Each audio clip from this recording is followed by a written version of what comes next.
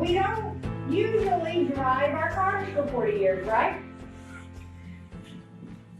We don't usually live in our house for 40 years anymore, do we? So we don't drive something for 40 years. We don't live in something for 40 years. Anybody wearing your 40-year-old clothes? Do not point to your neighbor. Come on. Why would we want to use 40-year-old managerial mindsets for the majority of our waking hours when we don't use 40-year-old anything else anymore, do we?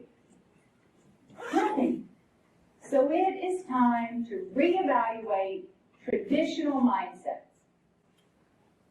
Successful managers treat their employees as individuals, not one size fits all, because we know that one size does not fit all, right? When it comes to authority, Xers and Boomers were much more willing to accept traditional ideas of authority.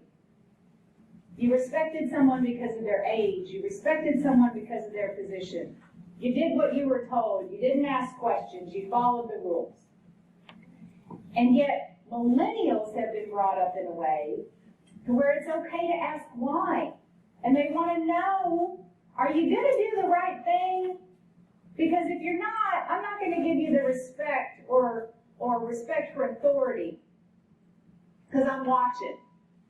Remember that if you see something, say something mentality? That's how we've raised our kids. And we see it every day on the news, over and over again. People who are in positions of authority. They wear a uniform. They wear a robe.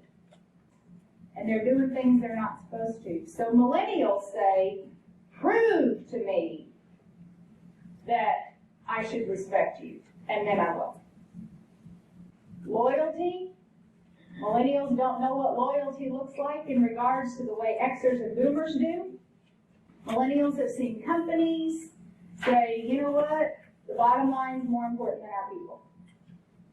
And millennials have seen this over and over and over again.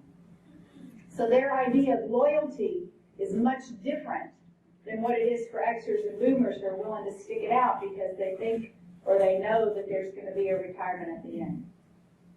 The cell phone today is the fast gossip chain of 20 years ago. And so when we talk about distractions, right, did we have distractions 20 years ago? What were they?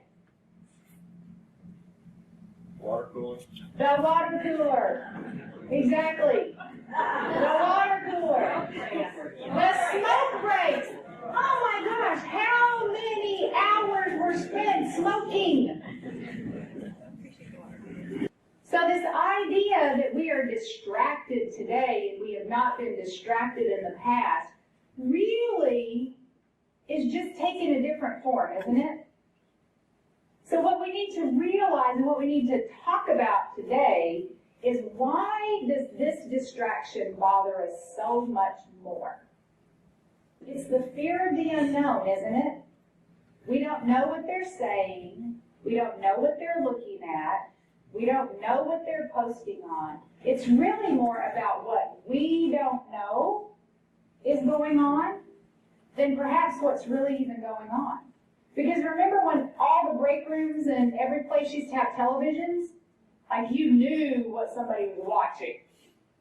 Now they could be watching anything on their phone. Okay, do you see where I'm going with this? Is that all of these things that we talk about and complain about and frustrate us, they're the same things that we have talked about and complained about and have frustrated us for years and years. They're just taking on a different form.